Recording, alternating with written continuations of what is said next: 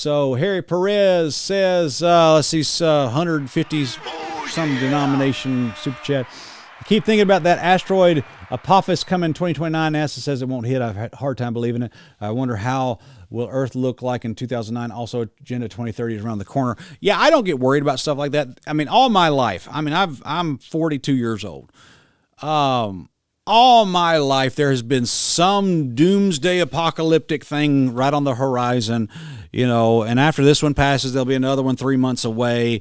And people who get caught up in that stuff, you don't better yourself. You don't work on health goals.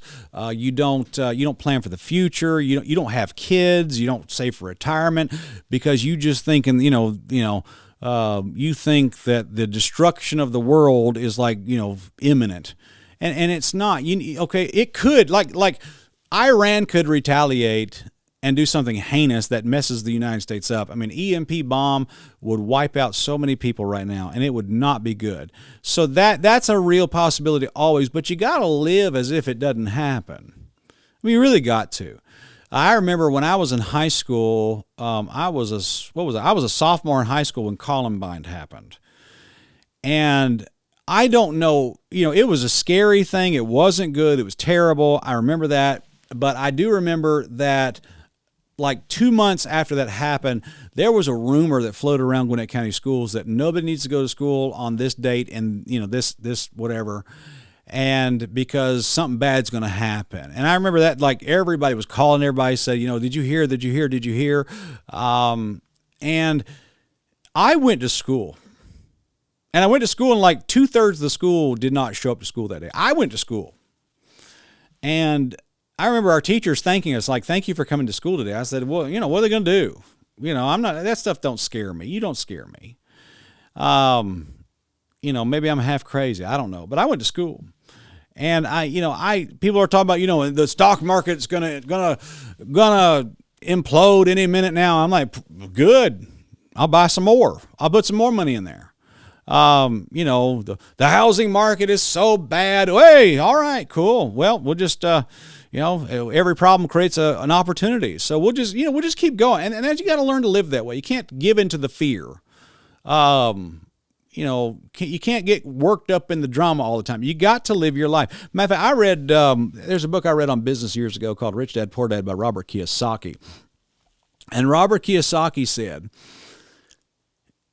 he was talking about like having a business, and he's talking about, working your business and investing in your future and stuff like that. And he said, you absolutely cannot get caught up in all the drama. He said, every time there's a riot, everybody goes out and buys guns. He said, what if every time people bought guns, what if they just start buying stocks instead of buying guns? He said, nothing wrong with guns. You should have a gun. But like every time there's a new riot in town, you don't need to go buy more guns and ammo, okay? You need to just keep sticking to your plan. Invest. Don't get caught up in the hype, okay? He said, if you do that, you'll be taken care of. And I thought that was good wisdom, and we could apply that to many different things. I mean, like, I'm not going on this mission trip because, any moment now Iran's going to attack America. Well, go on the mission trip, man. Go. There will never be a perfect time to go. Just go. Go on the mission trip. Serve the Lord. Do God's will with your life. I went on deputation in 2007 and 2008. The housing crash happened, and everybody's broke, everybody's losing their job, and I'm out there asking people to give me money so I can get my ministry started. Nobody had any money, but you know what? I could have said, well, I'm just going to go get a job for 2 years and just kind of put a pin in my ministry and go and just do my own thing, and maybe someday I'll go back into the ministry when people have more money, because right there we were in the 2008 financial crash at that time, and I realized I'm not playing that game. I'm just going to keep doing my ministry no matter what the circumstances of the economy, of the geopolitical situation, or the social situation. I'm just going to serve the Lord and not even listen to any of that stuff. And I think that's a good philosophy. And so someone said, is that why the hillbilly with 100 guns is broke? Yeah. I mean,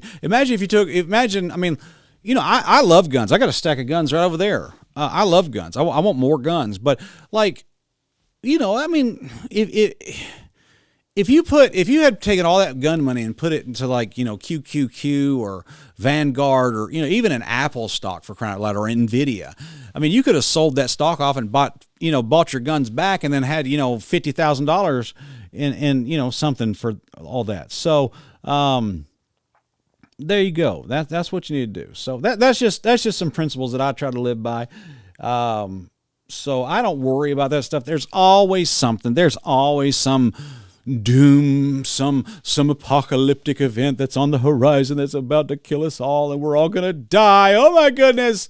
Oh, and just I don't live that way. If I tried to live that way, I would die. I would have a stroke, and it would be terrible. Anyway.